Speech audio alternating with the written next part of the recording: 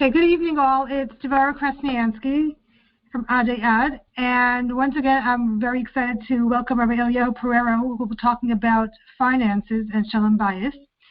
Rabbi Prero spoke for us back in September on a very important topic of financial stress and Shalom Bayis, and this is part 2 of the series. If you want to go back to that one, it's at adaiad, adaiad.org/past-events, and you could also find this recording there after it's done.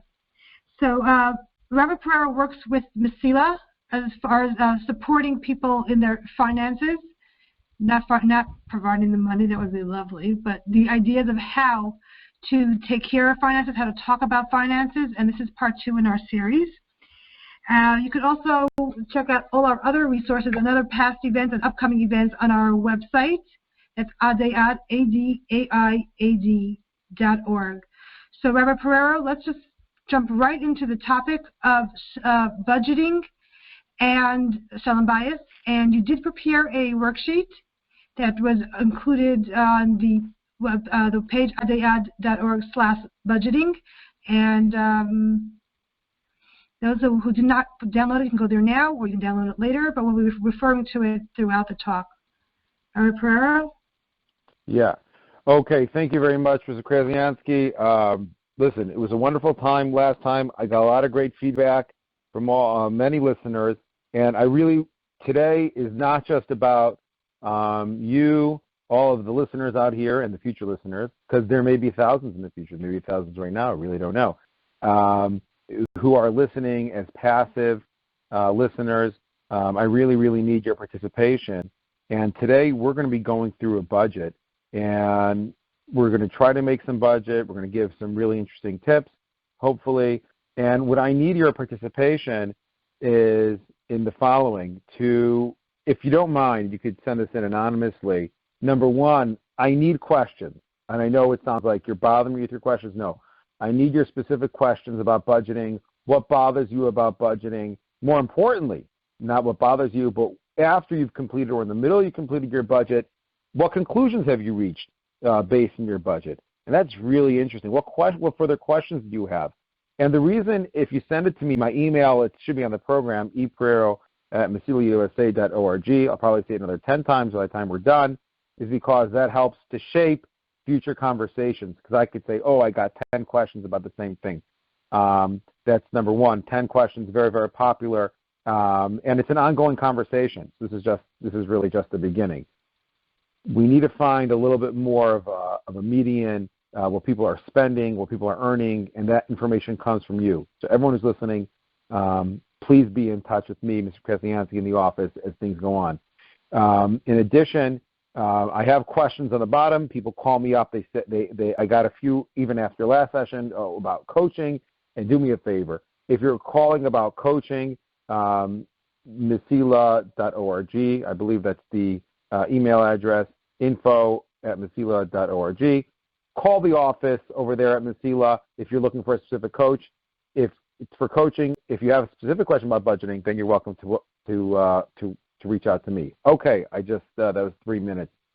So right now, if you downloaded the sample budget, great, and you were able to print it out. No, a lot of people don't have printers. They just got this. That's fine.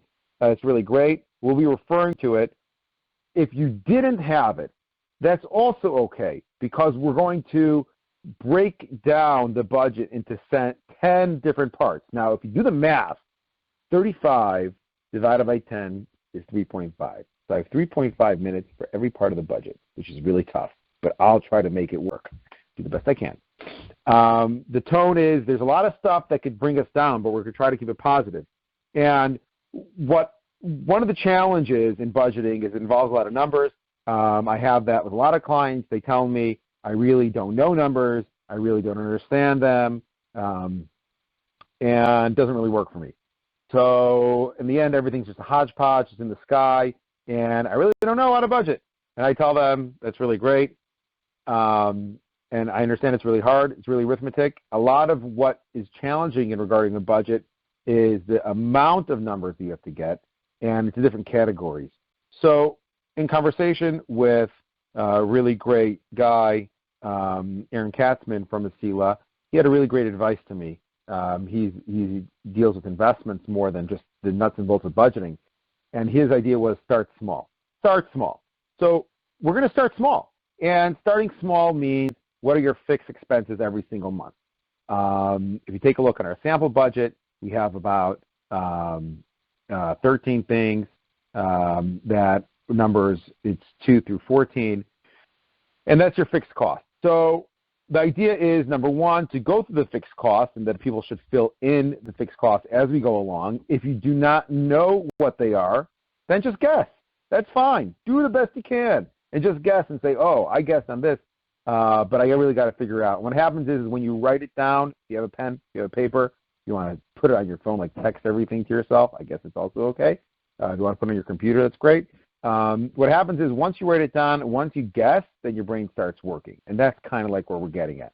So when I say start small, carve out in your mind for fixed expenses. What I mean by fixed expenses are these things don't change every single month. On the chart, we have amount, we have priority, we have notes. Let's talk about that. What's a person's rent every single month, or your mortgage? Those are your housing, your base housing costs. Okay, we're going to talk about maintenance later because that could change from month to month. But we're talking about what's your rent, and priority. We'll get to there in a second. The next thing is what's your car payment? Okay, whatever it is, it could be $200 on this on a sample budget I put together for a newlywed, and we'll speak about that as we go along. Domestic help. Some people have a lot of domestic help. Some people have a little bit. Magazine, newspaper subscriptions, they stay the same from month to month. Gym membership, okay, COVID changed that, but what is your expected gym membership going to be? Home phone, that's number 7. Line 8 is cell phones. Number 9 is internet. Number 10 is gas. It's your average bill. So I understand that for some people in the summer, it'll be less if they pay for heat. It'll be less in the winter. So just guess your average. Or if you have a bill that comes the same thing every month, for some people it's $300, some people it's $200, some people it's $500. It all depends. Water depends where. I know that in Rockland County where I live, the water prices jumped 3 times. It was about 5 years ago or so. So it used to be $30 a month. Now it's $90. A lot of money. Someone's making money over there. Definitely not me on the water bill. Electricity, again, what's your average bill? And then number 13, we have miscellaneous, tzedakah, and savings. I want to speak about that for a little bit. Now, miscellaneous, there really shouldn't be, you could have some miscellaneous recurring costs every single month. Tzedakah and savings, I'm going to speak about that for a second. Savings and tzedakah are similar because they come with something called intentionality. And intentionality means that a person intentionally, we say b'chavanat tchila, they have in mind that they're going to put away a certain amount for savings. And in regards to tzedakah, the ones who really do well in finance, my clients who do well, the ones who steig, we'll call it, right? The ones who are in a bit of a predicament and they do well, those are the ones who are giving tzedakah every month. They're the ones who are giving a set amount. Now, Meiser is 10% of income. Some people give more. Some people give up to 20%. I guess, it just depends on many different factors, whether you give 10 or you give 20. Why should a person give Meiser? So the Gemara says, Aser kadei shetit asher. Give Meiser in order that you should become wealthy. If you want to become wealthy, you should give Meiser. So the Chavetz Chaim explains that why should a person give Meiser? Because how does it make a person wealthy? So what makes a person wealthy ties into the fact that when a person gives a certain percentage, what he's declaring is that HaKadosh Baruch Hu is a shutef. He's a partner in my business. Because if, let's say, I own a pizza store and there's someone who owns 10% of the business. So if he owns 10% of the business, he's getting 10% of the profits every single month. So when I give tzedakah away, give it away, right? Proverbially, when I give the tzedakah away, what I'm doing is I'm giving my shutef, I'm giving my partner money, which is Hashem. And the idea of the Chavetz Chaim writes is that if I give my partner 10%, you know what he's going to do? He's going to say, oh, I like this guy. I like this business. I'm going to make this business grow. he's selling 100 pizzas a day. No, he's going to sell like 1,000 pizzas a day. I think that there's a pizza store in Muncie. This guy must have given a lot of mice there. Anyway, the point is he's doing great.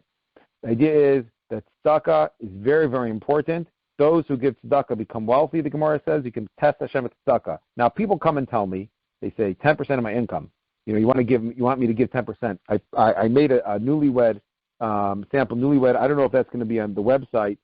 Maybe we have to tweak it a little bit. But in my sample newlywed budget, which ended up being $37,000 without batting an eyelash and being very, very,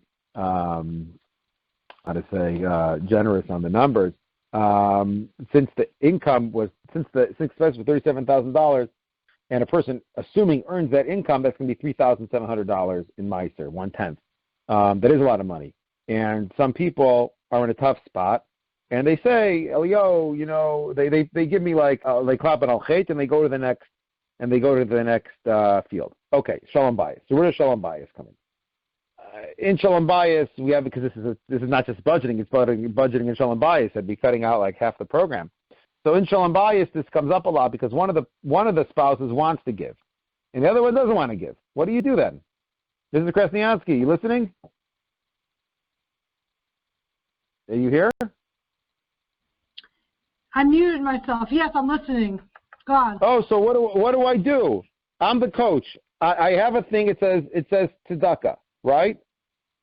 You got to help me work this out. So don't mute. I want to hear. Let's say the wife, she says, I want to give 10%. And the husband says, we don't have enough money. So what are some possible solutions? And by the way, if you have solutions, please send it in, because I need some solutions. It happens every week when I meet with clients. Go ahead. What should I do? So,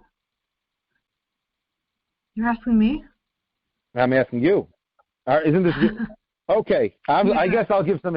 You don't have the answer offhand. I know it was a tough thing. I'll give the answer. So the answer, I give two answers. Number one, we're going to try to make a joint, and we say, if you can't give 10%, what percentage do you feel comfortable with? Meaning, do you want to give 1%? Do you want to give half of 1%? And usually they focus on 1%, and they say, I'll give 1%, or I'll give 2% of my income. And I say, all right, great. That sounds like a good number. And the idea is to get in the habit of giving, okay? We'll talk about savings. Same thing. People in investments, they get in the habit of saving.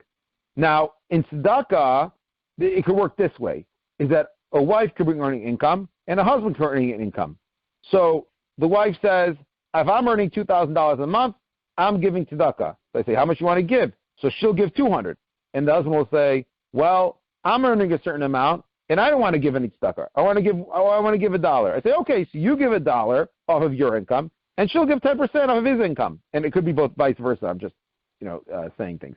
So assigning roles here. So what I could do with tzedakah is to say, since you're earning money, you give the tzedakah from your income. And since you don't want to get tzedakah, so you don't give from your income.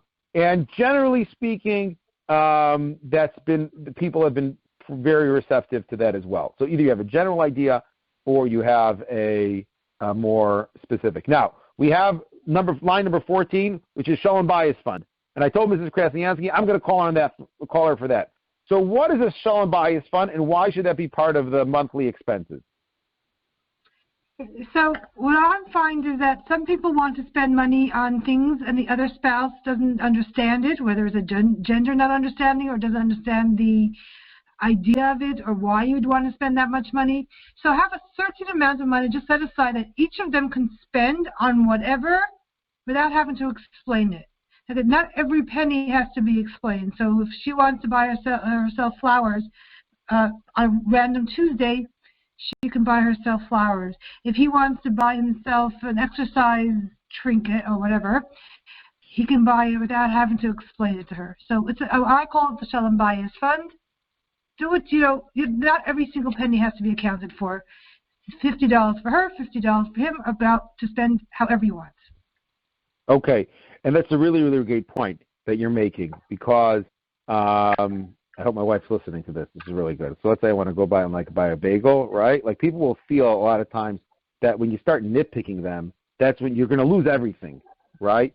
If you start listening, if you start nitpicking on everything, then you're going to start to lose everything once you start going over every single penny.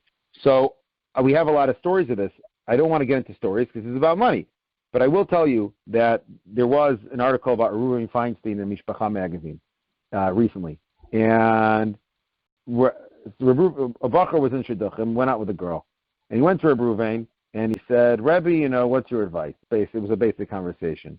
The Rebbe said, did you speak about the important things?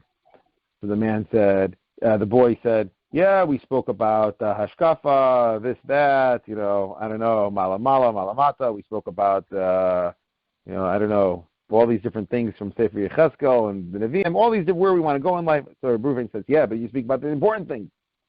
So the bacher said, I don't know, we spoke about whatever we spoke about. He says, did you speak about when you were in the car and she feels cold and he's hot and he wants the air conditioning on and she wants the air conditioning off? Did you speak about what you're going to do then? So the boy laughed. He said, no, I didn't speak about that, right?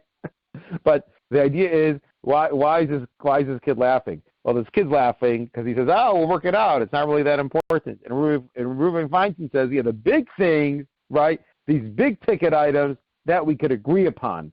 But the question is, when we get into things, it's the small things that could really trip us up. And if you have this idea in your mind that it's the Shalom Bayis fund, is that there's a certain amount, a certain percentage where I say, you know what, let it be. Let it be. And that's a very, very important thing, and thank you for raising that. So that's our general sample budget. People ask, that's the fixed cost. Now, that's before you go out to eat. That's before you go to restaurants. These costs happen every single month. The mortgage, the car lease, all these things that we mentioned. And for those of you who have the sheet, great. For those of you who don't have the sheet, well, let's think about it. And this could be just like a thought in your mind. What costs do I have that repeat themselves every single month, and I really don't have a choice in the month to month about how much I spend? And that's a really important mindset. That's field number one. Going on to field number two, and you're going to put a total there, okay? Going on to field number two, we have variable expenses. And variable expenses are not fixed. They could change. And we have groceries, field number 17, 18, restaurants and takeout. Some people have a lot of takeout. Some people don't have a lot of takeout. But I use this for budgeting purposes, and we'll talk about it in a second. Gas for your car, haircuts, babysitting, vitamins, food supplements, extra Shabbos costs, flowers, travel, gifts, etc. Should be another field there, and I'm sorry for that. So let's say Walmart, Target, home supplies, and some people spend a lot of money there every single month. But we're going to focus, those are monthly expenses, those are the variable expenses, those are expenses that change every single month. So whereas in field one, we spoke about items that don't change, now we speak about things that do change. And I want to talk a little bit about this and focus on this a little bit. So we have groceries and takeout. What's the average for groceries? Well, the average is what you spend. And some people, they start budgeting with the groceries and the takeout. That's the first item that they could take a look at and say, okay, now I understand priorities and amounts. So let's say, for example, we have a family of, 8 people in the family, 2 parents and 6 kids, and they're spending $2,000 a month on groceries. And they're also spending between pizza and takeout and all these other great things, $250. And $250 a month. Okay, that's what they spend, right? Why not? So $250 a month, that's $3,000 a year. So when they come, after we have all the numbers in, we start looking at priority. And since we're not doing a stage 3, this is just a 2-part series, we say priority. What's your priority in spending? 0 being a luxury like, dispensable, and a 10 being absolute important. Like this is like the most important thing. So I take a look at number 1. I say, what's your rent every single month? My rent, Mrs. Krasnianski told me in Crown Heights, $1,800 apartment for like nothing, right? just to get started. So we have $1,800 if you want to live in Crown Heights. That's your basic. That's your entrance cost. Question. On a scale of, and I'm asking everybody who's listening, 0 being luxury and 10 being absolute necessity, what is your monthly rent payment? Well, it's probably going to be a 10. Okay, that's great. So you can write down 10 priority by the rent. That's great. 10 priority rent. Now I'm going to go to groceries and takeout. And we have our Schwartz family who's spending $2,000 a month in groceries and $250 in restaurants and takeout. And the $250 a month turns into times 12, $3,000 per year. And I say, well, that's great, Mr. and Mrs. Schwartz. What is your priority? If 10 is your priority for your rent and your mortgage, what is your priority for your restaurant and takeout? That's $250. So some might say, oh, that's like a 7. It's not a 10. I mean, it's really important for us, but it's really only a 7. And I say, all right. So as far as you're concerned, if you're going to budget and you're going to cut from your budget, then you're going to cut something which you feel is more of a luxury than more of a necessity. And therefore, you're going to cut out from your restaurants and from your takeout. Now, that is a personal choice, and that's something that, as we speak about Shalom Bayis, as we say, you're spending too much, you're spending too little. Have the better conversation. And the better conversation is, what priority is it for you? Ask the better question. Like what priority is it for you?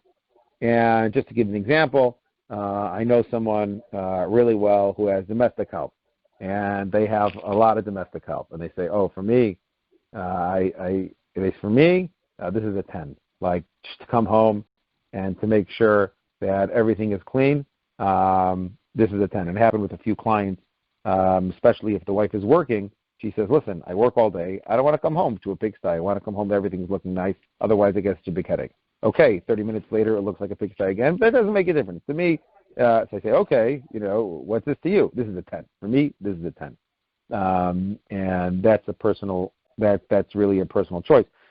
As opposed to fighting about how much we're spending, let's listen to the other person's priorities. Now, we have here in this, we also have the Shalom Bayis fund. So we say, well, what's the Shalom Bayis fund? Is that a 1 or is it a 10? Like, how important? This is a good question. Thank you for raising this, right? Like, how important is your Shalom Bayis to you that you're willing to put away out of all the money that you're spending, $50 a month for it? So is it like a 1, like it's not important, or is it a 10, like this is the most important thing, similar to your rent? These are very, very good questions. All right. I thought it was just to be about numbers, but I guess it's more. Okay, so moving on, that's to me number 2. We have all expenses total. At the end of 2, we say field number 25, we say, well, you got your variable expenses and you have your fixed expenses, add them together. Going on throughout the year, and I'm not going to go through everything here, but we have the annual expenses. And the annual expenses, they come up once a year. I group a lot of them together. We have shul, food, yontif costs, Sukkot, Hanukkah, Purim, Pesach, Olamoy trips, summer vacations, clothing, that's a big one. Clothing for kids, it's a big one. Some people spend $1,000 on clothing. Some people spend $10,000 on one season. Then we have shoes.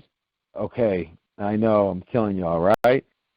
Then we have the next line, number 37, home repairs, okay, and maintenance, plumbing, electric, home repairs, landscaping. These are important items and should not be overlooked. They don't really happen every single month, so it's important to get an overall idea. Someone may say, hey, I don't know how much I spend on a plumber every single month. I don't spend. You say, well, how much did you spend last year? Think about it, okay? Go through the items in your head. Come back to this list. Make it a project for yourself. Okay, car repairs. If you have a used car, on average, you're spending at least $1,000 a year keeping it up. If you have a new car, you still have to pay for oil changes, registrations, and license renewal. That's all there on the list. That's number 30. 39 are gifts. Some people are gift heavy. Some people don't give so many gifts. We have the line number 40, sheitel cosmetics. That could be hundreds of dollars a year or $1,000s a year, depending on who's doing the sheitel. I joke with my clients that half my clients wear shekels and half of them are shekel machers, so I can't tell them to like stop getting their shekels done because then the other half of my clients are really not going to be happy with me. So anyway, I guess that's a personal preference over there. All right, dry cleaning, non-monthly trips, and miscellaneous. And the miscellaneous really could be everything from A to Z. I really just could have made everything miscellaneous, and I could have made a really, really large budget. But we get the idea of annual expenses from there. And that's line number 3. They happen once a year. Moving along in line number 4. And by the way, the amount priority and the notes are also indispensable. You can write down like I don't really know. Make a note, right? Like this could be more, this could be less. What comes to your mind when you do it? The next question here is, I know it's a little tough over here. Starting line number 45, will be section 4, is tuition and camp. And the reason why I set it aside, again, is going back to my main theme, developing separate compartments in your mind for different expenses.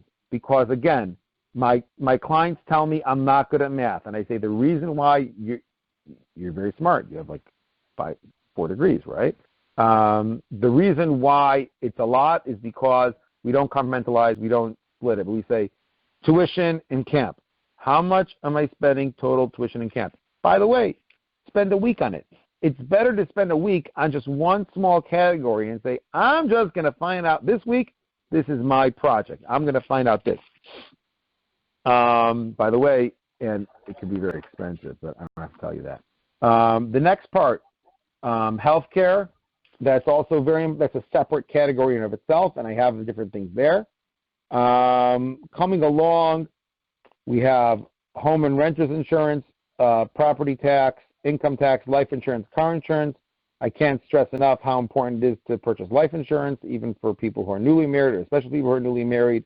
Unfortunately, if a person passes away without life insurance, their spouses are left without money. And I really could be a good life insurance salesman, because after people do their whole budgets, like, wow, like I really need a lot of money to live.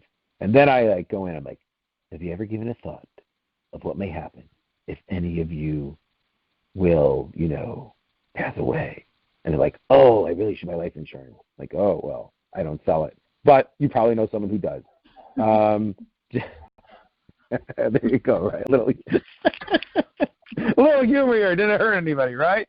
But really, it's a good sell. And that's really what the life insurance people should be doing, is going over budgets with people, and some do, but what they should be doing or not, basically, people buy term insurance. They want to insure their lives. They want a life insurance with an investment. They pay whole life insurance. And then it's a question in terms of numbers is the investment which comes together with whole life insurance worth the fees that come with it? And that is a discussion which we will have after hours. And you could always email me and tell me your thoughts.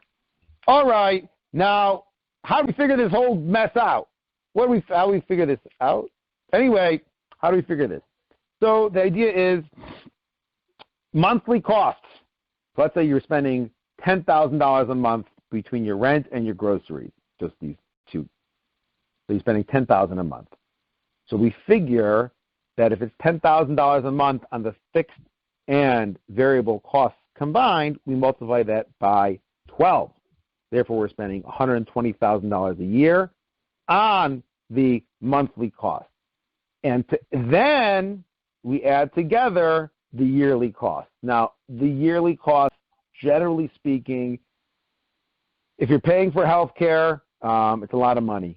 So if you're not paying for health care, then it could be anywhere between $10,000 and $20,000. That's considered normal. So let's say we get to $140,000 total. So we had $120,000, which we were spending on groceries and our rent and our car, and then we had the monthly, then we had the annual of another $20,000. That brought us to $140,000. So now, how much money do I need to earn a month to pay for a budget of $140,000? So you take out your calculator, or if you're really smart, and then you take the grand total, $140,000, divided by 12. This is going to be a little tough over here. Let's see if I can do it. And that equals, don't all chime in at once, $11,666. $11,666. That is how much money someone spends a month. How much do you earn a month? Oh, that's a good question. So that's we're going to go to the next part, which is what I call number 7, which is the monthly income. And the monthly income, we have the husband's monthly and the wife's monthly. And a lot of times, I wrote here, figure in seasonal reductions in line number 76, which means that if the husband's, let's say he's a teacher, so he teaches 10 months out of the year, and he earns $5,000 a month. So he says, oh, I earn $5,000 a month.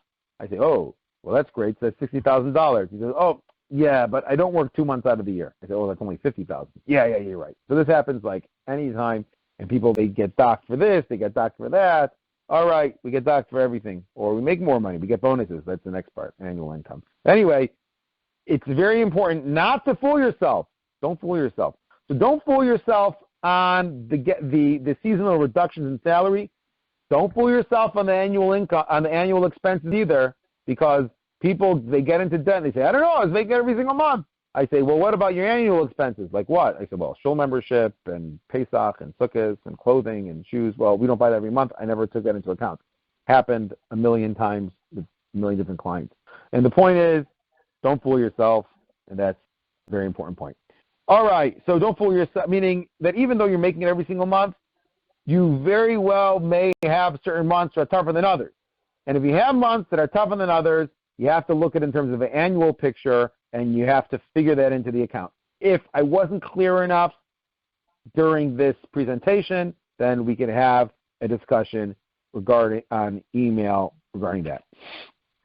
Some people have an extra annual income, and the idea is the following, that if you're spending $140,000 a year, then I hope you're making more than that. And basically, let's say you take a couple and they're earning $140,000 a year, but they are only earning, let's say, $130,000.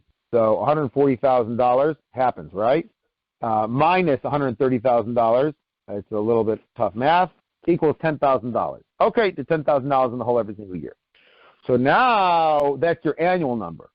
So what is your monthly number? So your monthly number is 10,000 divided by 12, and that is $833. So the idea is we go from monthly to yearly, and then from yearly to monthly. We take the yearly deficit of $10,000 that you're not making it, then we say, oh, if you're not making it by $10,000 a year, what is it per month? Oh, per month I have to divide by 12, and the 10,000 divided by 12 is $833. Now the opposite is true. A person can be making another $10,000 right per year, which would be really great. They say, oh, what do I do with $10,000? I say, oh, that's another conversation. Email me. But here the question is, when we take the $10,000 deficit per year, we divide by 12, we say $833. So what happens once I have that imaginary number 833? Well, when I have that imaginary number 833, I take that number and I say, well, there are two ways that we could get over the hurdle of 833 a month. What are the two ways you can get over 833? Well, either we can earn another $833 a month, or we could spend $833 less a month. And they say, I guess so. Those are only two ways. I haven't figured out any other way. If there is, then please tell me. And those are the two ways about it. And then when we have the whole entire budget in front of us, we say, well, what are our priorities, et cetera. Next thing, our debts, and I'm coming across at the end, but I still have a lot of points to make. So if you give me another few minutes, it's important to list all your debts from 1 to 10, the amount and the interest rate. Surprisingly, a lot of people don't know what an interest rate is or what interest rate they're paying on their credit cards. Again, the idea is, I may have spoken about this before, the rule of 72 tells us that if I have any number, interest rate divided by 72, then that will be the amount of years it'll take for the debt to double. Listen to that. So, for example, if let's say I have the number 24, so I'm paying 24% interest, which is pretty standard on many cards. I pay 72 divided by 24 equals 3. Whoa. Well, you better believe it that if you have $10,000 in debt, and if you're paying 24% interest in another 3 years, it will be $20,000. Add infinitum. It keeps on going up and up.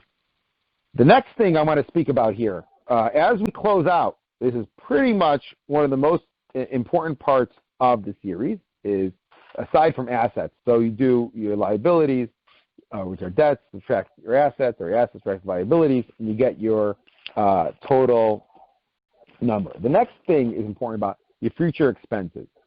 That's line 118 through 124. And let's just speak about it. We have home renovations, a car, wedding, bar mitzvah, retirement, vacation. And we have those ideas. People can have other future expenses. Please email me if you have any more ideas for my next spreadsheet. I'd like to know. And we have the date of the expected expense. So you're making a wedding. When is that? Okay. Well, what do you expect for it to cost? Or the bar mitzvah, what do you expect it to cost? Or retirement, what do you expect it to cost? Notice we have vacation. That's important. Why is vacation on the list? So here it goes. And it also goes with priority, and it goes with amount. And it goes back to the beginning of our speech as we close out, something about intentionality. And intentionality means that I have an idea, I have intent of where I'm working and how much money I'm earning, and I have intent with how much money I'm spending. I have intent how much money I'm saving. And I also have intent on something that's called long-term goals. And it's important to write those down. What are your long-term goals? These are all conversations that a person can have with their spouse, because the idea is budgeting with a Shalom Bayis is to say, hey, Chaim could say to Shandy, hey, what are your long-term goals? They say, well, I'd like to buy a car, I'd like to buy a house. I guess some people have these conversations. Some people have these conversations the first time with me, which is all right. And we say, well, what's the cost of that? And when people really sit down and then they figure out the cost of the different items, then their priorities really seem to shift. And I want to speak about it. I close out an interesting article, also in Mishpacha magazine, I believe, about a young couple that just got married.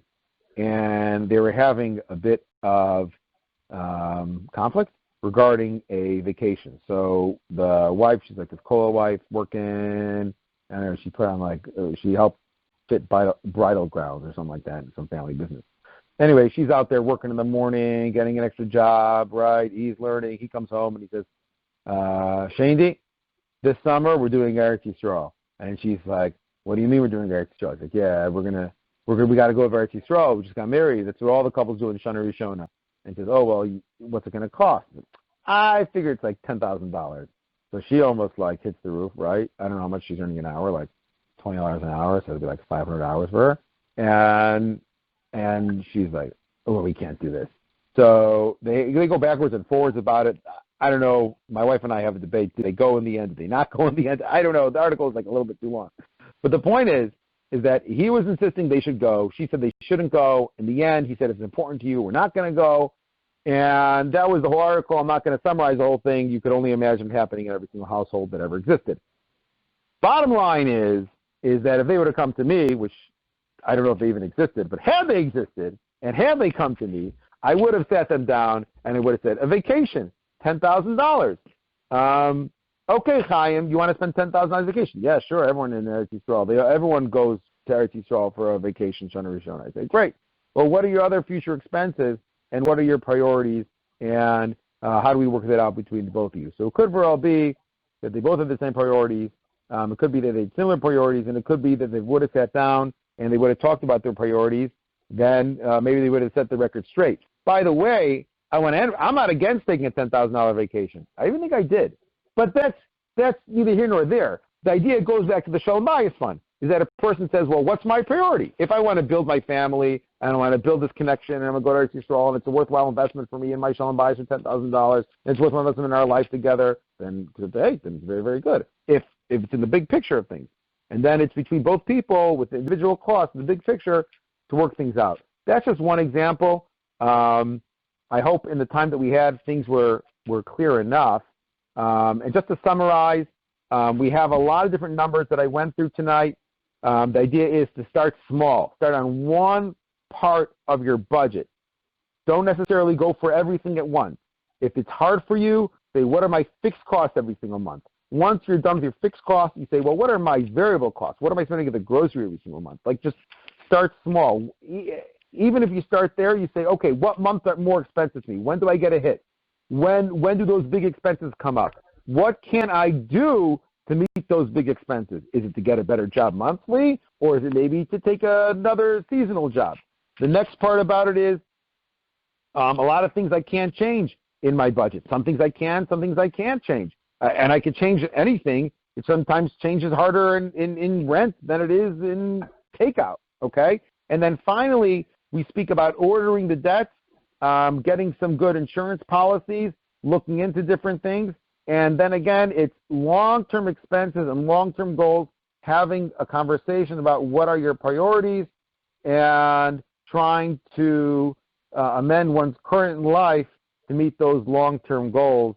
And we should all be together, someday we all together by the Kotel to greet Mashiach Tzidkenu. Thank you very much, everybody. You were a wonderful audience. I wasn't interrupted.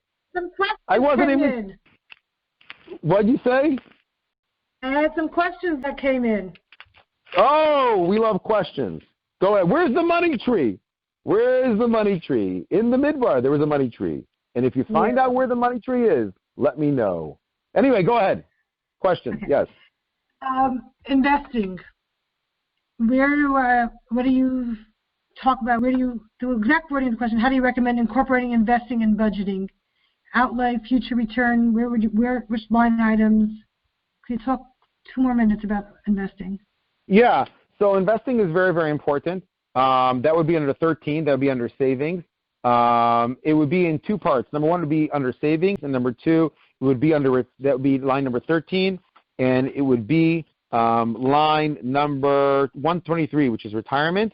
Again, in terms of investments, there are different investments that a person will engage in and purchase depending on what their goals are. So the first thing is to figure out what your savings goals are, and then to invest in them. If you're having, generally speaking, if you have a long-term investment, then you can go with something more risky, which would generally speaking be stocks and mutual funds. If you have less time, then you shouldn't go for stocks. It should be a little bit more of a more basic investment. There's a lot of good information out there. And what I tell people is, if you want to learn about investing, get yourself educated. And we had a whole symposium, I would say, with Aaron Katzman of people who are really getting taken advantage of in our community, especially because the costs are so high, and people get really, really desperate to make a lot of money really quick. And we know that when people are desperate to make a lot of money really quick, they believe things which are really too good to be true. And unfortunately, people give their money to swindlers or investments which promise high returns and then don't make it. Again, some people become rich. However, there are a lot of people who lose a lot of money, and that can be attributed to a couple factors. Number 1, a high amount of trust in our community, which is not bad to have trust, but it's bad to trust someone with money if they aren't really supposed to be trusted with the money. And number 2 is the pressure to make a lot of money in a short amount of time. Another idea would be to diversify your investments. Don't put all your eggs in one basket, okay? If you have certain funds, diversify. Give some to stocks, some to bonds. If one thing doesn't work out, then the other thing may. You don't want to put all your money into one stock, and then if that Chas v'Shalom goes down, you're out. So that's just a couple things. Feel free to email me if you have a long conversation. Okay, thank you. Next question. About the idea of each one giving tzedakah separately from their paychecks. Some people feel uncomfortable about thinking of their incomes as separate rather than a joint income. Can you talk to that for a minute about thinking about it as a joint money or separate money? Yeah, sure, certainly. So what happens is that people feel that they have to earn, that they're bringing in the money together, and that they should have combined ideas of, we agree on how to spend everything, okay? Like, we agree on how to spend everything. So what I'm doing is taking a step back, and I'm saying we don't have to agree on how to spend everything. and that if one person feels they should give more tzedakah, one person feels they should give less, specifically in regards to tzedakah, that people really should be giving more, then it's, I believe that they could split it. If it's something that you're uncomfortable with, because really what's happening is, let's give me the example of the husband and the wife, right? We have Chaim and Shandi. Chaim, he earns a certain amount of income. Shandi goes out, she earns $50,000 a year. So Shandi brings in $50,000. She wants to give $5,000 a year to charity. And Chaim says, no, we're not giving $5,000 a year. It could be the opposite. I'm just giving this example, right? So now what does Shandi do in that situation? Shandi says, I go out, I work, I have these values, and I just can't give this money because of there's a conflict here. So I don't turn to Shandi. Really, I turn to Chaim. I say, Chaim, listen, your wife's going out. Let's assume for the moment that it's joint, okay? So I say, Chaim, let's assume that it's joint. So I say, Chaim, we have to make this joint effort here. I'm going to rebrand it. I say, we all agree that you earn the money together and you spend the money together. However, do you agree that at least on the money that your wife is bringing in, that she should have priority in regards to spending it on tzedakah? And I use the word spending on tzedakah in the wrong way, but I'm just using it as a practical word, okay? So then he would say, all right, then he's more likely to listen. So it could be viewed in a way of two people bringing in income and keeping it separate, which is generally speaking not a good idea. However, what I'm saying here is that since the husband or the wife, right, the wife could recognize that the husband is earning money, and therefore they are more likely and more willing to listen to how that person wants their money to be spent. That's my advice. If there are other ideas, then please, let me know. Otherwise, it's what do you feel? Otherwise, it doesn't matter. Like, pardon if the couple doesn't have any reason to make it into separate, then there's no reason to. But if comes into question, then this is a possible solution depending on the question. Yeah. Like, and that would be let's say in terms of domestic help. So the husband says, we shouldn't have domestic help. The wife says we should have domestic help. He says, well, who would be doing the help anyway? And who's earning $50,000? I'm just telling you the arm twisting that I do as a coach, right? If you had me as a coach, you would get your arms twisted. I'm a nice guy, but I twist them arms sometimes. I say, well, who's making $50,000? Well, she is. I said, do you think that if she's earning $50,000, she should also have a right to say how much domestic help she should have? He says, okay, I agree. You understand? That's the way it works. So I'm a little bit of a tough guy over here, but that's you get. Listen, that's who I am. So it's negotiating, and we got to negotiate between the two parties. Okay, any other questions? But what I've also seen is that the one spouse can work harder and make more money, perhaps, like if they're selling something, and so if they want to go on vacation or sooner or better or fancier, then they work harder for it. And so it is a little bit separate. My money can be variable. So one spouse works harder. Right. I mean, you have to take that. You have to take that into account. What I do want to say is one thing that I missed is that once a person knows their number, then they could define really. And we spoke about this last time. But once you know your number, then you can really set your terms of sales.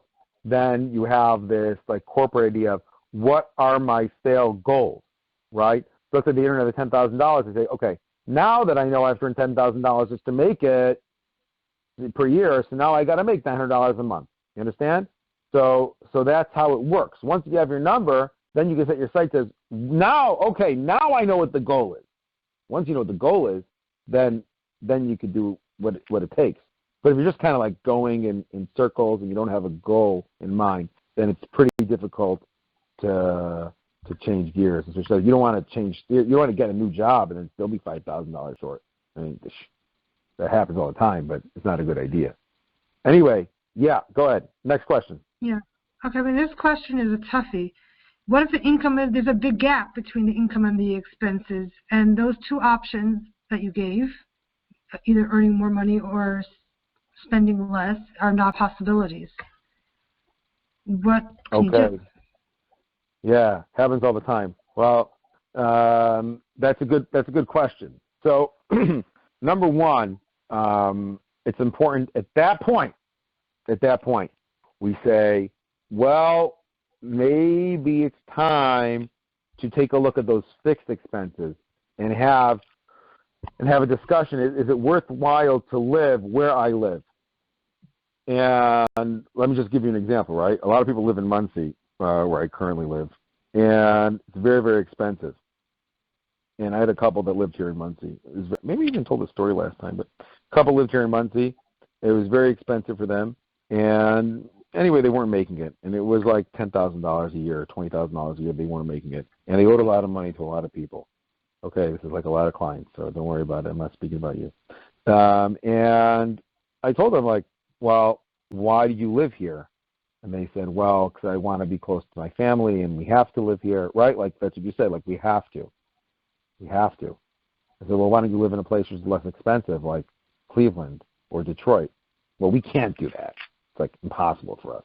I said, well then. So you're making a choice, basically. What you're saying is that I want to live in a place which is impossible for me to live, and it costs way too much money to live, and I'm stressed out because things cost so much more money, and it's worthwhile for me to live here, even though I could live somewhere else and earn much less money.